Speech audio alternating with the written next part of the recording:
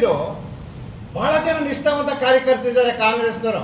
ಈಗ ನನ್ನ ಜೊತೆ ನನಗೆ 40 ವರ್ಷ ಆಯಿತು ಕಾಂಗ್ರೆಸ್ಸಿಗೆ ಬಂದು. 83ನೇ ವರ್ಷದಲ್ಲಿ ನಾನು ಕಾಂಗ್ರೆಸ್ ಪ್ರಚಾರ ಪ್ರಾರಂಭ ಮಾಡಿದ್ದು ಹಾನಲ್ಲಿ ರಾಮಸ್ವಾಮಿಯವರಿಗೆ. ಇಲ್ಲಿವರೆಗೂ ನಿಷ್ಠೆಯಿಂದಲೇ ನನ್ನ ಜೊತೆ ಹಿಂಬಾಲಿಸಿದಂಥ ಬಹಳ ಜನ ಕಾರ್ಯಕರ್ತರಿದ್ದಾರೆ.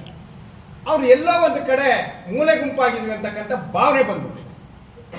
ಪ್ರಾಮಾಣಿಕವಾಗಿ ಹೇಳೋದು, ಏನಪ್ಪ ಅಧಿಕಾರ ಬಂದಾಗೆಲ್ಲ ನಮ್ಮನ್ನು ಮೂಲೆ ಗುಂಪು ಮಾಡ್ತಾರೆ, ಅಧಿಕಾರ ಇದ್ದಾಗ ಮಾತ್ರ ನಮ್ಮನ್ನು ಬಳಸ್ಕೊತಾರೆ, ಅಧಿಕಾರ ಬಂದ್ಮೇಲೆ ಬಿಡ್ತಾರೆ.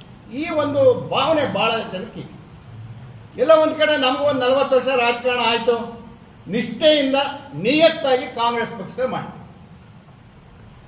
ಒಂದು ಕಡೆ ಅನಿಸುತ್ತೆ ನಮಗೂ ಎಲ್ಲೋ ಅಧಿಕಾರ ವಂಚನೆ ಆಗ್ತಾ ಇದೆ, ಮೂಲೆ ಗುಂಪು ಆಗ್ತಾ ಇದ್ದೀವೇನೋ ಅಂತ. ಅದೇನೇ ಇದ್ದರೂ ಮುಂದಿನ ಲೋಕಸಭಾ ಚುನಾವಣೆ ಮತ್ತೆ ಗೆಲ್ಲಿಸಲೇಬೇಕು, ಹೌದಲ್ವ? ಇದು ನಮಗೆ ಕಾಂಗ್ರೆಸ್ ಹುಟ್ಟು ಕಾಂಗ್ರೆಸ್ಸಿನ ಸ್ವಭಾವ. ಆದರೆ ಯಾರು ಸಮರ್ಥರು ಅಭ್ಯರ್ಥಿ ಅನ್ನೋದು ಒಂದು ಪ್ರಶ್ನೆ ನಮಗೆ ಪ್ರಾರಂಭ ಆಗುತ್ತೆ.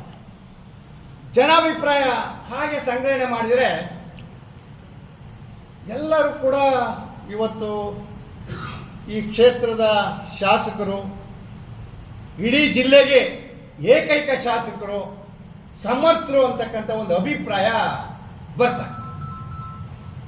ಅದನ್ನ ನಾವು ಪ್ರಾಮಾಣಿಕವಾಗಿರೋ ಅನಿಸಿಕೆ ಕಾಂಗ್ರೆಸ್ಸನ್ನು ಗೆಲ್ಲೇಬೇಕು ಹಾಸನ ಲೋಕಸಭಾ ಕ್ಷೇತ್ರದಲ್ಲಿ ಅನ್ನೋ ದೃಷ್ಟಿಯಿಂದ ಸನ್ಮಾನ್ಯ ಶ್ರೀ ಶಿವಲಿಂಗೇಗೌಡರು ನಮ್ಮ ಸನ್ಮಿತರು, ಏಕೈಕ ಅಸೆಂಬ್ಲಿ ಸದಸ್ಯರು ಹಾಸನ ಜಿಲ್ಲೆಯಿಂದ, ಅವರನ್ನೇ ಸೂಚಿಸಿದ್ರೆ ಒಳ್ಳೆಯದು ಅನ್ನೋ ದೃಷ್ಟಿಯಿಂದ ಎಲ್ಲರ ಪರವಾಗಿ ನಾನು ಅವ್ರನ್ನ ಅಭ್ಯರ್ಥಿಯಾಗಿ ಹಾಸನ ಲೋಕಸಭಾ ಕ್ಷೇತ್ರದ ಪರವಾಗಿ ಸೂಚಿಸ್ತಾ ಇದ್ದೀನಿ.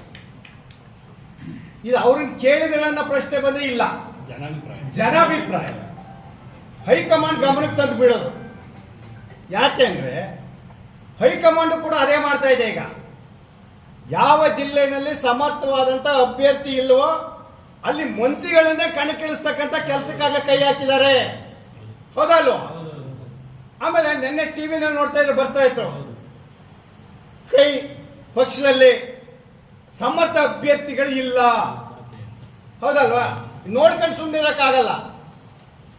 ಅದರಿಂದ ನಮಗೆ ಕಾಂಗ್ರೆಸ್ ಗೆಲ್ಲಬೇಕಾಗಿರೋದ್ರಿಂದ ಹೈಕಮಾಂಡ್ ಗಮನಕ್ಕೆ ತರಲಿಕ್ಕೋಸ್ಕರ ಜನಾಭಿಪ್ರಾಯವನ್ನ ನಿಮ್ಮ ಮೂಲಕ ತಿಳಿಸ್ಲಿಕ್ಕೆ ಇಚ್ಛೆ ಪಡ್ತಾರೆ, ಹೌದಲ್ವಾ?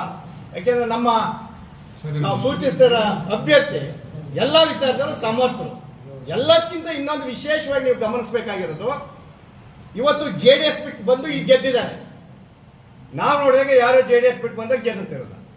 ಈ ಜಿಲ್ಲೆಯಲ್ಲಿ JDS ಮಣಿಸ್ಲೇಬೇಕು ಅಂದ್ರೆ ಅವ್ರಿಗಿಂತ ಬೇರೆ ಅಭ್ಯರ್ಥಿ ಇಲ್ಲ, ಹೌದಲ್ವಾ?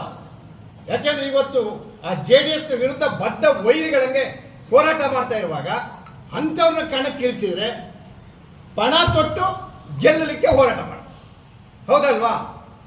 ಅವರು ಇವ್ರನ್ನ ಅಂತ ಆಯ್ಕೆ ಮಾಡೋದಕ್ಕಿಂತ JDS ವಿರುದ್ಧನೇ ನಾವು ಇವತ್ತು ಗೆಲ್ಲಬೇಕಾಗಿರ್ತಕ್ಕಂಥದ್ದು. BJP JDS ಒಂದಾಗಿರ್ತಕ್ಕಂಥ ಸಂದರ್ಭದಲ್ಲಿ ಆ ಕುಟುಂಬದ ವಿರುದ್ಧ ಯಾರು ಒಬ್ಬರು ಸಮರ್ಥ ಅಭ್ಯರ್ಥಿ ಅಂತ ಶಿವಲಿಂಗೇಗೌಡರು.